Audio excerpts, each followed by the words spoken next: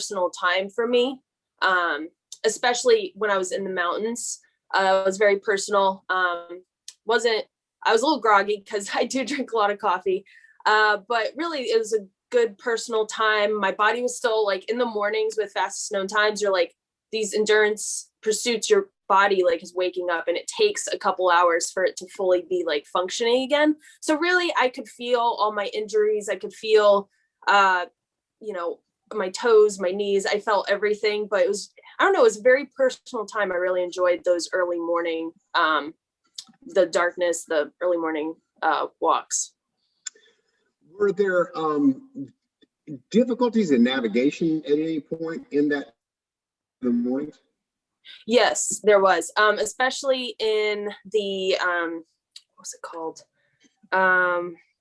It just left me. It was a wilderness area. It literally just left me. I just had it. It's after the Smokies. I've been lost there too. The Middle Prong Wilderness area. Yeah, it was dark. It was completely dark. I think it's confusing in the daytime. So one question we failed to start: what month did you start this adventure? September 1st. Okay, very good. That was a question that came across the chat, and I failed to frame it for that. So that was September 1st. And then walk us through that month of September. You probably were in the middle of the state, as the day seemed to reflect, and got to the Falls Lake area. Was that somewhere? Was it hot during those periods of time, or was this any of this iron deficiency? At what point did that really hit you? Yeah, so it never. Honestly, I did perfect month. Starting September 1st, it was still really. It was warmer. In the mountains, it was still like cool. I could imagine if I started on Jockey's Ridge, it would be a lot hotter. But as the month progressed, I hit the perfect temperature. Throughout, I got to the coast and it was beautiful. Iron deficiency started, I really started noticing it after I left Falls Lake area. I started getting really exhausted, really cold easily. I started just sleeping wherever I could. There's a picture of me sleeping like almost underneath my car on a mat and it's raining. And I just lay there like in the rain, just getting wet. I don't care. I'm exhausted. Iron deficiency really came to a head. Like it started affecting me around Burgaw. I remember I had to take a significant break there. I was not doing well. That picture, I was pale. That picture just shows me at my peak. Like I was unwell. I was very unwell. I see Tori, and we'll get into her story, shaking her head in acknowledgement at various points, because even in each of you with so many other experiences in the outdoors, you can recognize when you're feeling a little off, and it's wonderful that you had someone that could identify that for you. Compare this, if you would, Tara, to your through hike of the Appalachian Trail. Obviously 30 days versus multiple months, but were there any comparisons that you drew upon that helped you in this? I would say it was pretty much, I deal with anxiety, so I dealt with a lot of my anxiety on the Appalachian Trail, and some methods I used on the Mountains to Sea Trail kind of deal with that anxiety out there. But honestly, it's a completely different game. I was supported on the MST. I was unsupported on the Appalachian Trail. I had my husband on the Appalachian Trail, and I had a lot of friends. I did have friends on the Mountains to Sea Trail, but it was very intense. It was, for a whole month, it was very emotional, intense. It was a constant, people say it's constant forward motion. That's all I thought about. I slept, and I walked and ate when I was walking. I had nothing else I was doing. It was just always just this intense focus on the Mountains to Sea Trail. Yeah, so and we were in the middle of a pandemic, right? Yeah. Unbelievable. Yeah, I was trying to. Yeah, I was trying to focus on like being mindful of that as well. There's a lot going on. Right. Well, we talk about it in the endurance world sometimes about this element of style, or just that the manner in which we engage with our pursuits, and you did it in such a lovely way and shared it with us. I know I love a quote from Tony Kuprika, who in his experiences says, I'm really just out there to have an honest relationship with myself. Yes. And it's just wonderful how the trail happens to be the venue that makes that so accessible. Any thoughts or add to that before we go on to Kyle? Yeah. So, I mean, I learned a lot about myself, things that I did not realize before. I learned a lot about my interests, my future interests. I appreciated a lot of things a lot more. So like my friends, my support, but also the trail system and the MST in a whole. I mean, I really appreciate everyone, like Jim and Betsy were huge help to me. But that quote is perfect. I mean, for myself, I did learn a lot. I learned a lot about many things on that trip. And it was a month of intentionality. It was very intentional, learned a lot about myself and other people and the trail. Well, I'm sure we'll come back with some questions. Thank you so much for sharing. We'll have Kyle join us from Colorado. So we were in California with Tara, and now we're in Colorado, and then Tori's going to bring us home here in Asheville. But we'll zip out to Kyle, who I think's got us coming in to his location. You hear us okay there, Kyle?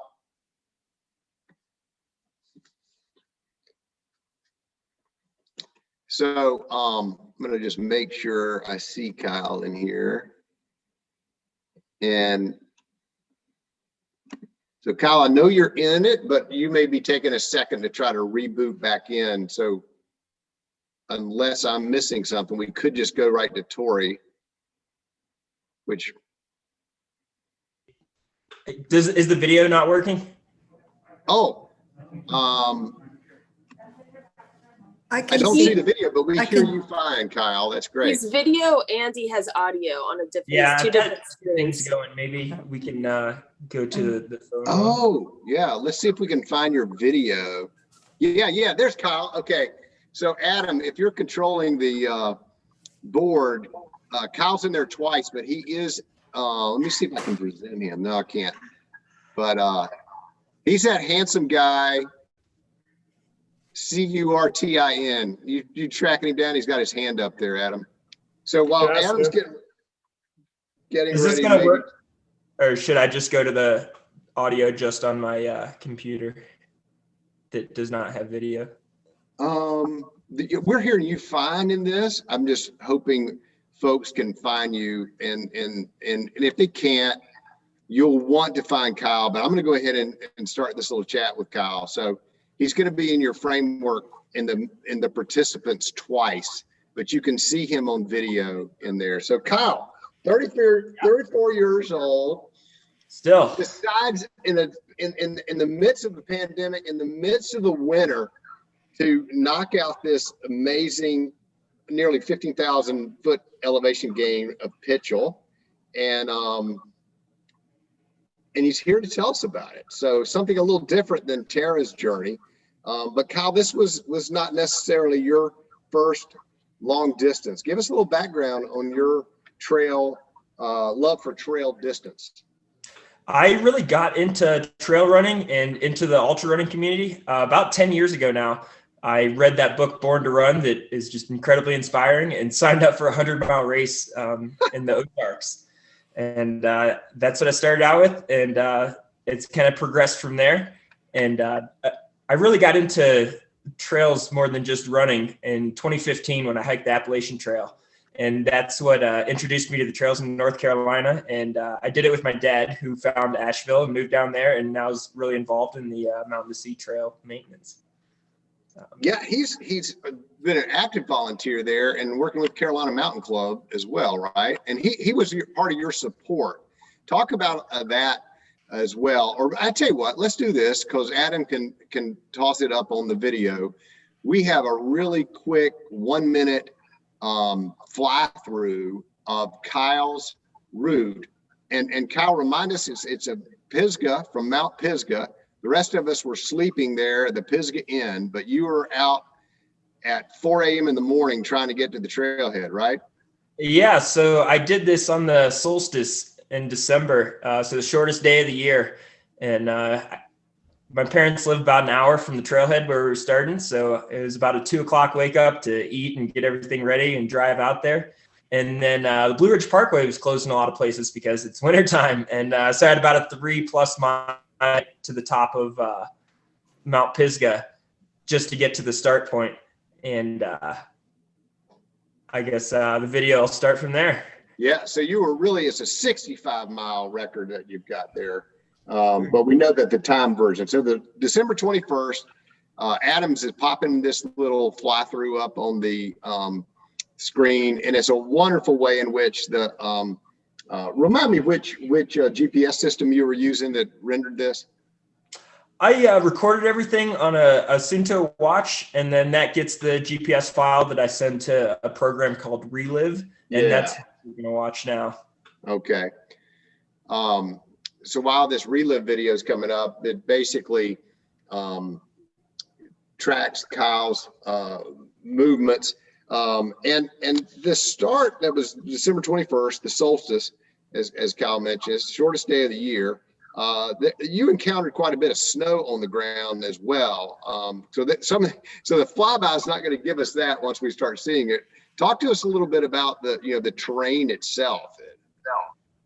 Sure. Yeah. So I was visiting my parents who live just south of Asheville, and we were really just looking for a day with good weather. There was a storm that came in a few days before and put a few inches on the ground. And 2 days before I did this record attempt, I went up to Pinnacle Lane, which is a little over 5,000 feet, to just see what the snow was like. And I decided it was good enough. And it was only about 1,000 feet higher than there that I would have to go through. But yeah, definitely later on in the route, you stay up higher as you get closer to Mount Mitchell. And a lot of that was covered in snow. Here it comes. This is it. Yeah, it'll start from the top of Mount Pisgah, and then this is following the Mountain to Sea Trail.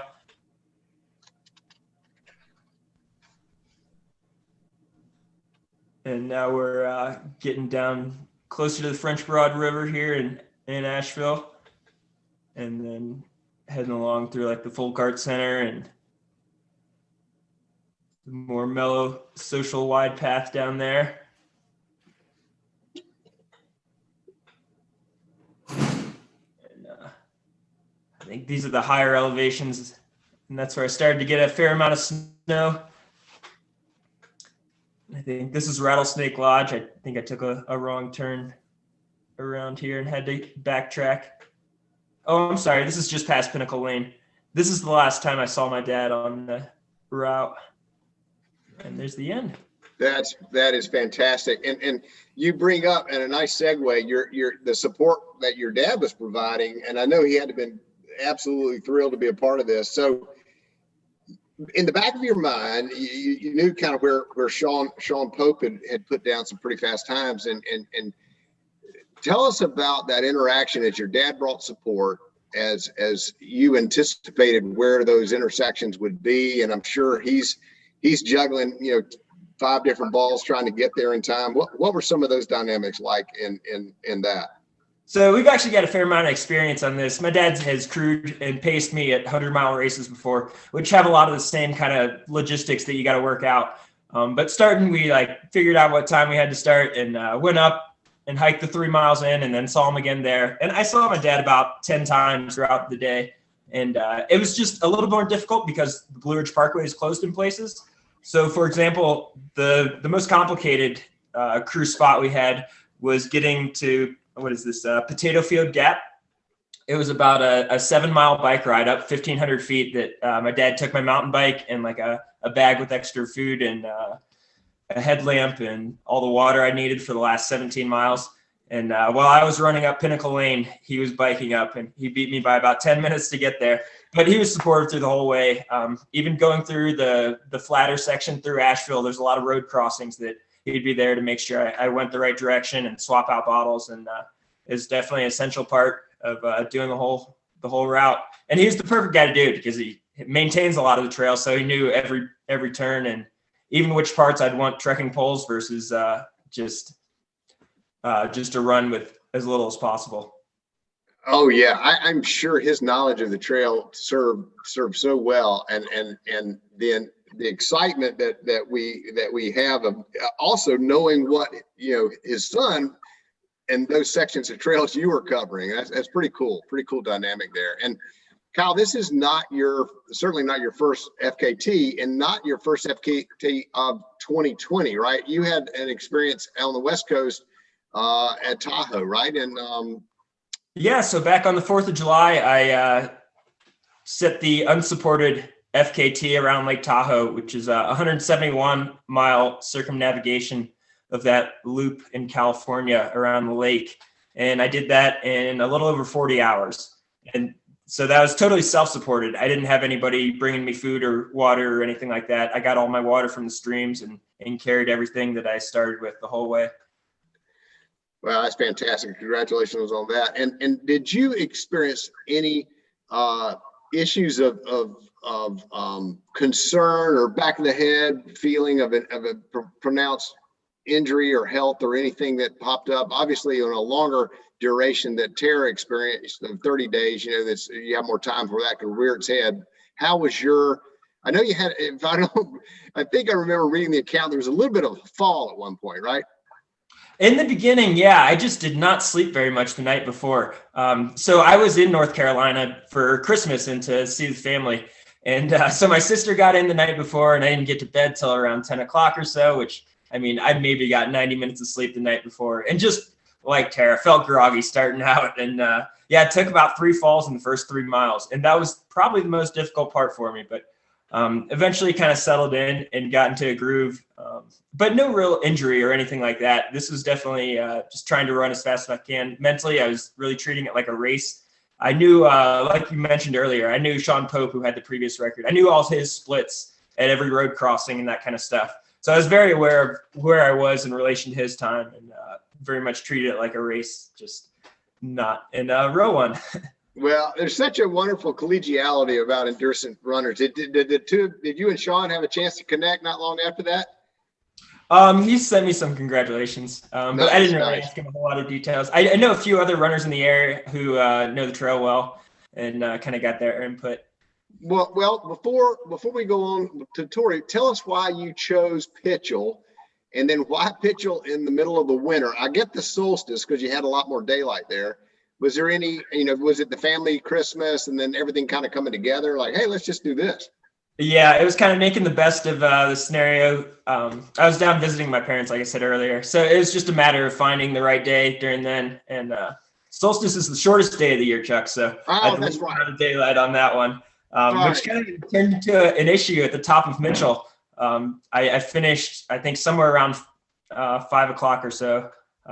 Or just before 5 o'clock. And then because the parkway was closed again, I had about a 6-mile hike down to get to the Black Mountain campground. And in that time it got dark and a windstorm came in. So it was quite the adventure to go out there and kind of just making the best of the circumstances of being out there. It was something that I was interested in doing and just, I was going to do it no matter what and just trying to find the best day and the best time while I was out there.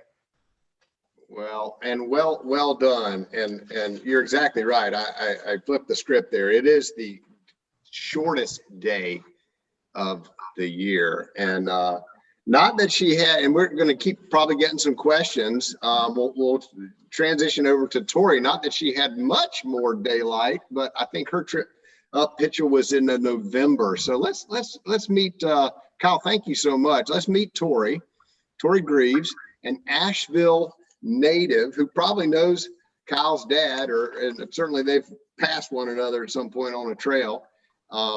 But Tori holds the fastest known time, female time, having run this same route, the same route we saw that Kyle's watch relive data produced. And she ran that 62 miles, and I'm thinking it was somewhere, I got those notes somewhere. I'm gonna let her tell us herself. Yeah, 14 hours, 52 minutes. 14:52. Fantastic. Tori, so good to see you. Let's do something. Let's have you just introduce yourself in a similar way and your background and love for the trail, and then we'll grab your video as a way of introduction as well. Good. Yeah, my name's Tori Grieves. 30 years old. Actually not from Asheville originally, but I've been here almost 3 years now. And I started running, well, when I was 8 years old, begged my dad to run with him, but ran in college, and then started trail running actually when I lived in Nepal for a year. I lived in Kathmandu, and there all the running that we did was on trails. Ran my first ultra there and have been running ultras ever since. I remember reading that account that this may have been your longest single distance, the FKT of Pitchell, but certainly not your first ultra. And I love that your first long distance was in Nepal.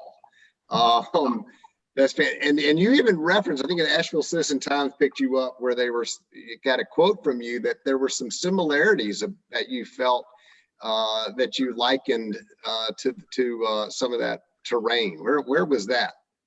Yeah, well, first of all, it's kind of interesting because Kathmandu, like Asheville, is in a valley surrounded by mountains, except I guess the difference there is that in Nepal, they call those hills, even though they're like 12,000 foothills of the Himalayas that we would run on. But yeah, I mean, just in terms of the steep terrain and doing a lot of climbing, certainly got a lot of that when I ran in Nepal. Well, tell us about planning this Pitchell with the pandemic, how to get just generally organized. What made that maybe different for the planning and the logistics? Yeah, well, the pandemic was really what motivated me or inspired me to do an FKT, because I wasn't comfortable with doing races. There weren't a lot of races going on. So that was kind of the pandemic, I would say, was the inspiration for the FKT, and organizing it. I don't think was too different probably during the pandemic, just because it's a pretty isolated event with a small group of people. But we did have to be pretty careful about, not wanting too many people in cars together. We were careful about masks and also in staying distance from other people on the trail. So just trying to be mindful of, even though you're going after a certain goal, you don't want to be like, making anyone else who's hiking or enjoying the MST uncomfortable, especially during a pandemic. So we did have to kind of weave around people, give them a wide berth. Yeah. Well, and I would think you because I believe your background is a risk analyst. So I would think that you're well suited to kind of have that lens to say, well, what does this look like in the midst of a pandemic? So what other risk that came to your mind that did not happen, or maybe unforeseen that showed up? Was there any surprises or challenges within that Pitchell section? And I assume you, like Kyle, did you have to make that, you were at an early morning start? Kind of unpack that for us. Yeah, sure. So I started at midnight on the dot, which is somewhat of a Pitchell tradition. So I got up there around 11 p.m., did the hike that Kyle described up to the top of Mount Pisgah, then started right on the dot of midnight. And for me, the most unforeseen thing was my stomach. I pride myself in having a very strong stomach. I like to eat ice cream and go running and do that pretty often. But man, my stomach was not happy. I don't know if it was like the midnight start or just the sheer distance or challenge, but I couldn't get enough. I couldn't eat as I'd planned throughout the day. So much so that the last, I think 15 miles, I pretty much subsisted off of straight maple syrup that my friend had in packets. So I've been on a little bit of a maple syrup moratorium since then. I think I got my fill. Oh, wow. Goodness. Had you, so that was certainly a challenging, but one is that forward motion. You just kept, was there any strategy within, hey, I just need to get to the next, or how did you manage that? Yeah, well, what kind of nice thing about the trail, starting at the top of one mountain, going essentially downhill to the river, then having a sort of rolling section, and then the back kind of 30 miles is really uphill and climbing. So one nice thing was that just the variation in the terrain I found when I kind of got tired of running or when my stomach wasn't feeling great from running so fast, it was kind of nice to have some hiking breaks and start to just hike. That kind of settles my stomach typically. So I was actually similar to Kyle. I was very aware of the previous women's record holders' time and splits throughout the day. Now that would be Alondra Moody, right? So she was like 15 and some change or something like that.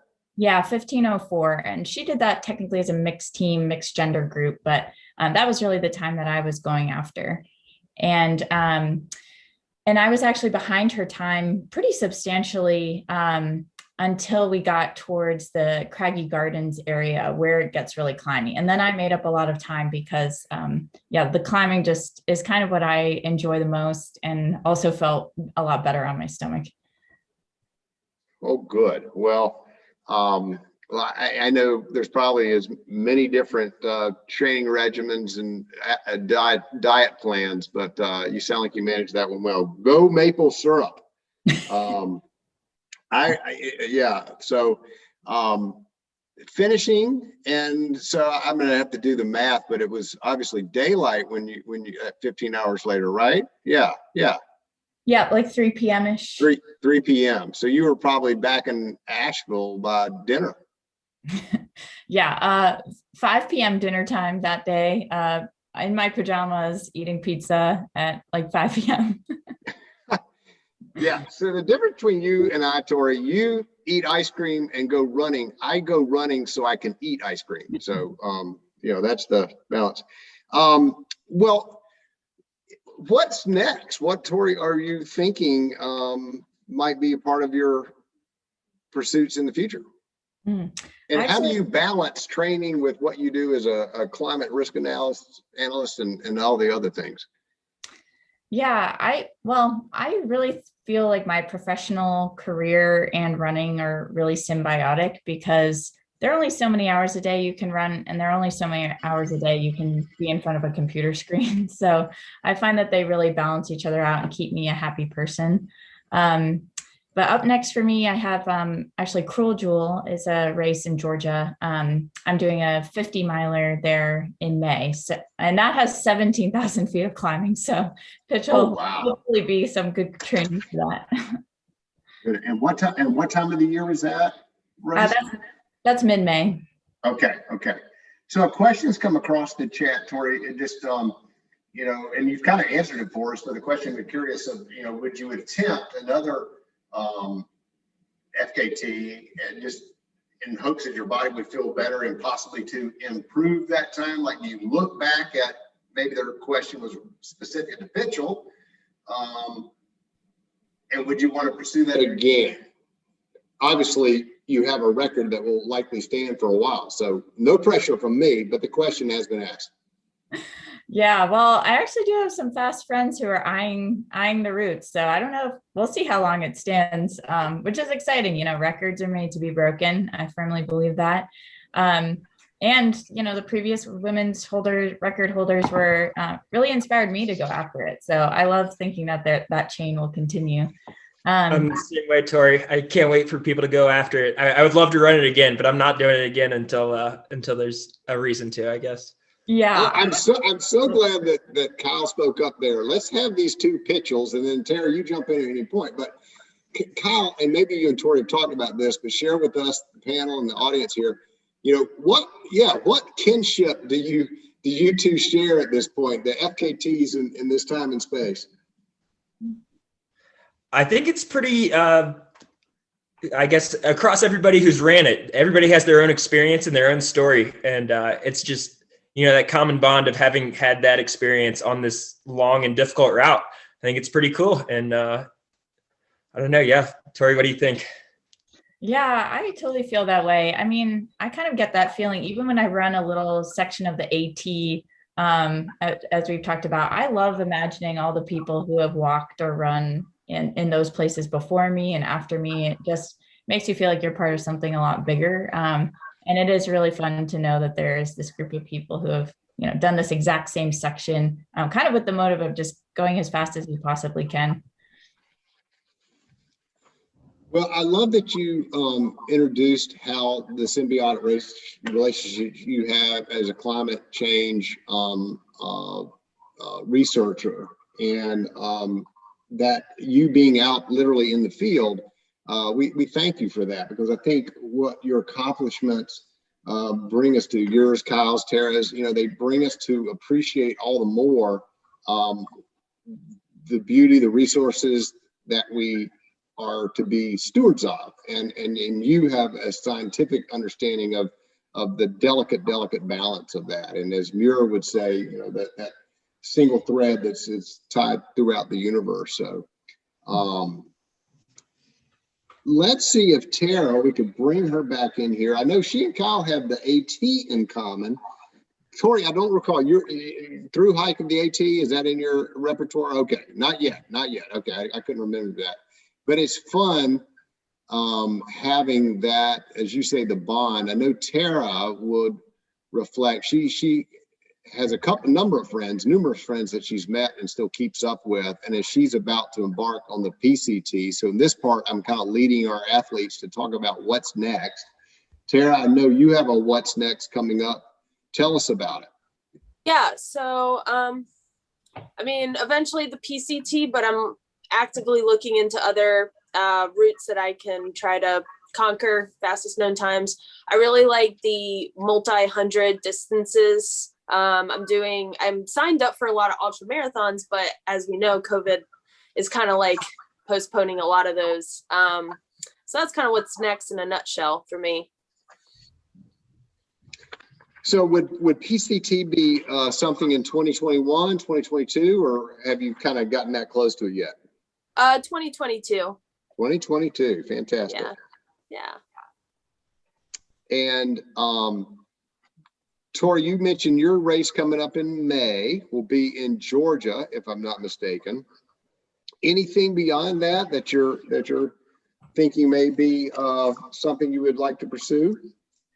Well, one thing that has kind of intrigued me after this first FKT experience is the SCAR route in the Smokies, which is another kind of well-known FKT route. So that's something that I might be thinking about towards the fall. But as my coach likes to say, let's focus on the next thing, and then we'll think about what's next after that. Good. I have felt that, and I hear it as a theme within this conversation, the practice of mindfulness and being present to what we're experiencing at the very moment is such a tremendous skill to maintain. And I'm sure we find that not only in our running, but in our professional life as well. How would you say, each of you, this is up for grabs, Kyle, Tori, Tara, how has mindfulness and the trail been kind of a window into a greater life skill? I'm personally interested in that. I would say I appreciate the comforts of an actual bed and the homes a lot more. Yes. Yes. I definitely use my time on the trail to just get through my, whatever mental issues, not mental issues. Maybe I have those too, but kind of just the issues that I'm thinking about a lot. And I don't really do any kind of meditation outside of running or hiking. But I do feel like it serves the same purpose for me. Nice. Yeah, for sure. I think for me, especially this past year during the pandemic, kind of leading up to Pitchell, which is a route that you really have to train for. And I saw one question about training, getting out every day and sort of being present in the process and sticking with something and kind of committing to it. For me, I think was just a real practice in mindfulness, and also just gratitude this year of just knowing that there's something bigger that you're aiming for and working towards kind of day in, day out. Well said. Well said. So I'm checking the chat, and I knew it was going to come up because it's such a storied marathon and sense of brutality. So what are y'all's opinions on the Barkleys? And maybe someone could explain Barkley better than I could for those in the panel audience that are not familiar with it. So Tori, you laugh, so I think you have familiarity with it. I'm sure Kyle does. Yeah, I don't know, Kyle, maybe you can explain it better than I can. Sure. So it all originated from this guy who broke out of jail near the Frozen Head State Park, and he was gone for something like 100 hours. And he only made it like 12 miles from the prison over those several days. So this guy, Laz, created this race in the same area that is going to be 100 miles. And so it's like the most difficult route he could think of. And you have 12 hours to do this 20+ mile loop through the woods. And the full race is 5 loops, so 100+ miles or so. And I think there have been just a handful of finishers in the 30-ish years it's gone on. It's very difficult. And Kyle mentioned the knucklehead, right? That's after each 20-some-odd mile loop, he tells you the next direction, right? Yeah, so it alternates directions as you go through. And there's all kinds of silly things going throughout. So it's not a marked route. It's not on trail a lot of the time. And the way they verify that you've gone the right route is by tearing out a page in a book that you find in the middle of the woods. And so you got to come back with the right page number torn out of the book to make sure you went the right way. And on the last lap, they alternate people going the other way, so you can't run it with anybody else who's still in the race. There's a lot of cruelty in the rules. So we could see that Kyle is quite cognizant of this. So maybe we'll see him out there at some point. Thank you for that question, audience. That's a fun one. That's a fun one. Kyle has already said if somebody's got an in on that, he's welcoming you to get him into that race. We could all get an MST t-shirt for him to wear. I think that'd be a worthwhile pursuit of ours. Well, it looks like we've got like 2 or 3 more minutes. This has really flown by. I do want to let everyone know that these videos are going to be available on the Mountains to Sea Trail site next week. So the Betsy and their crew, Adam, will get those videos up if you want to come back and look at them. I think this has been recorded as well, so you'll get to see this. But what I know is true and is such a wonderful affirmation of what the Friends of the Mountains to Sea Trail has done. And thank you, Kate Dixon, and your wonderful crew for your accomplishments. But you've created as that quote we referenced, you have created an environment, a space, a terrain upon which we can meet, we can link up, we can share experiences, and we can go into the rest of our lives with a much stronger, better appreciation for the gifts that we have. And I wish all of you the chance to get to meet Tori and Kyle and Tara.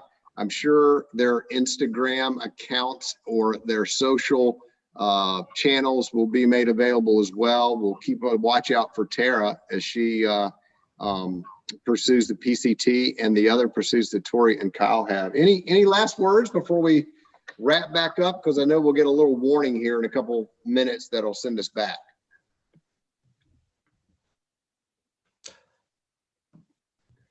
Tara may want to tell us her latest pursuit as she's retrofitted an amazing, you can see it on her Instagram site. She converted a van, which is unbelievable. Yeah, I converted a Ford Transit into a camper. So it's got a bed, it's got water, it's got solar panels for electric. It's pretty cool. Yeah. If you have any questions? Yeah, it's not like a Saturday Night Live type band down by the river thing. I mean, this is a really nice band. Yeah. But I really appreciate everyone for listening. Thanks for there's been some I don't know if Tori and Kyle got this, but there has been some not nice comments about FKTs. So it's nice to have such a supportive crew here to listen and offer support. So thank you. Well, I can't think of why in the world every comment wouldn't just be off the charts fantastic, because you guys are inspiring and you not only love what you do, but you do it with, as I said before, with such a sense of presence and style and welcoming. So thank you for, I'm so glad that you could be a part of this year's gathering or ungathering, as it said. Yeah. Thanks for coming on. This is a really cool experience. Yeah, thanks so much, everyone.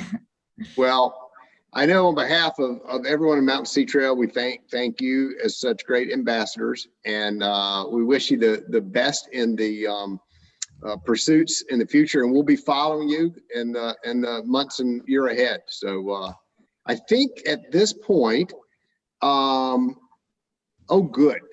Kyle's dropped his Instagram in the chat, which is at Curtin, no A in Curtin, Curtin 103. And then if anyone else wants to do that as well, there's Tara. And oh, trail names before we get cut off. I know Candy Mom, are you keeping that one for your PCT, do you think, or will you get a new? Yeah, I am Candy Mama. You are Candy Mama. Of course you are. This is me. This is who I am. All right. Well, we got 58 seconds. If anybody else wants to share their trail name, we can do that. Otherwise, we're going to drop back into the main building. So Kyle, what's yours? I'm interested. I was dubbed Bullet on Blood Mountain on the Appalachian Trail. That makes sense. That's awesome. Bullet. I'm going to say there's an I or an E at the end of that ET, but you know, there's the other medicinal reasons. Chuck, do we have those videos me and Tori made too? Maybe we can make those available later on. Oh, I will make certain that, I just saw a note from Adam. Tori and Kyle's videos will be available on the site. And I apologize. I guess they didn't get, we got carried away with the questions and comments. So they'll be on the website and we'll make sure. So I think we're about to lose each other. Thank you. Our presenters, and she would have been our